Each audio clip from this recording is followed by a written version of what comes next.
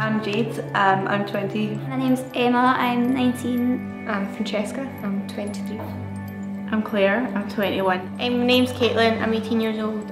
My name's Jason, I'm 21. I'm Lynn, I'm 24.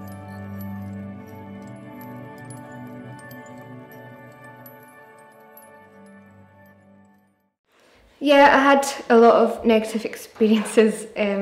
I'd been living with depression for almost a year by the point that I actually found someone to speak to about it. I spoke to my guidance teacher and basically she just said, oh well, I can't deal with it.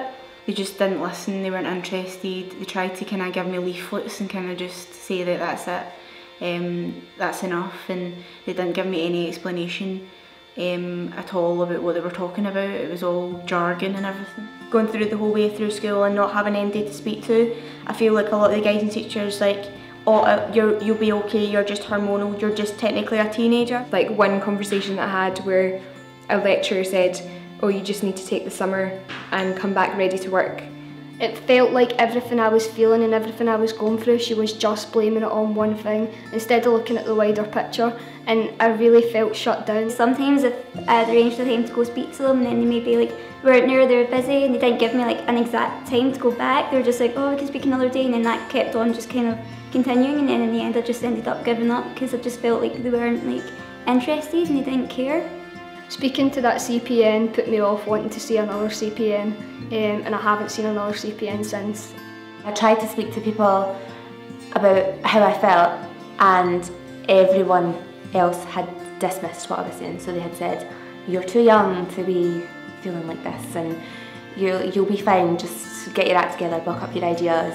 Which is really unhelpful because it undermines the whole experience of how long a mental ill health condition can take to recover from. No, I don't think it's right that they kind of just pass you off as just being a teenager. You can have mental health at all ages, and which means you can have problems at any age.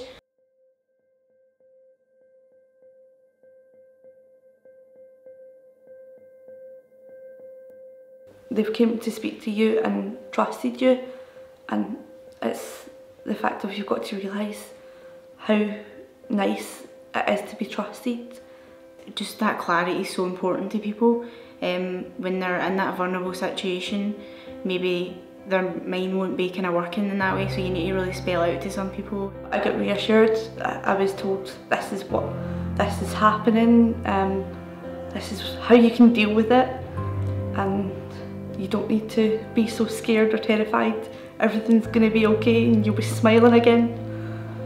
They made it clear that I could go speak to them whenever, so one of them was a teacher, and they just kind of every time they saw me they'd kind of check up and just say, oh, how are you doing?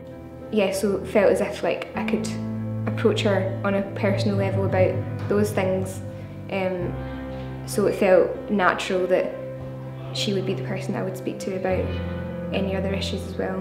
The most important thing is listening to the person that you're talking to, taking the time to just sit and just listen to what they're saying, because most of the time that's all they're asking you to do is just listen to them.